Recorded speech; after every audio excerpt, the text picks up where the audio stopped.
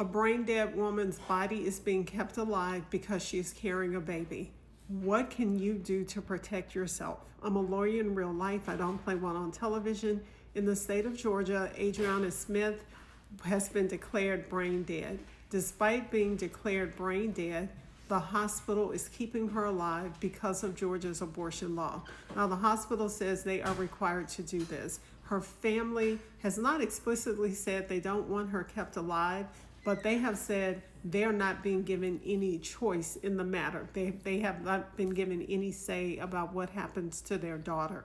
Georgia's statute defines abortion as the act of using, prescribing, or administering any instrument, substance, device, or other means with the purpose to terminate a pregnancy with knowledge that termination will, with reasonable likelihood, cause the death of an unborn child. Georgia's Attorney General has said he does not believe withdrawing life support would be in violation of the abortion statute. But the hospital is still concerned because to them, apparently, it's not entirely clear. But I think any fair reading of this statute would indicate that it would not be a violation. Withdrawing life support from Adriana would not be for the purpose of terminating her pregnancy, but it would be for the purpose of withdrawing artificial support, which is keeping her alive.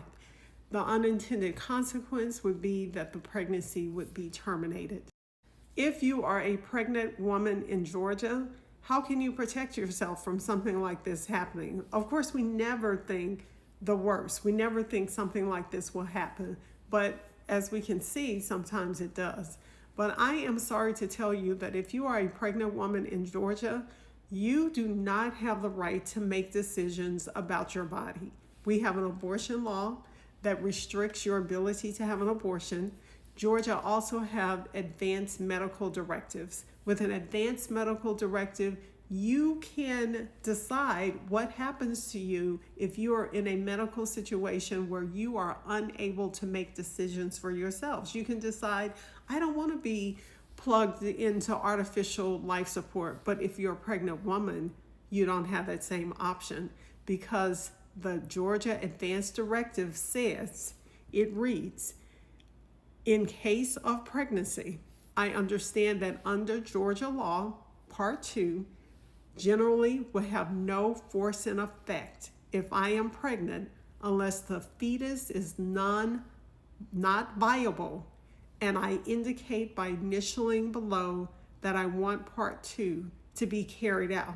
So even if Adriana Smith had an advanced directive in place, if her fetus was determined to be viable, the hospital will still be legally required to keep her alive. And I think that is the heart of the reason why the hospital is keeping her alive.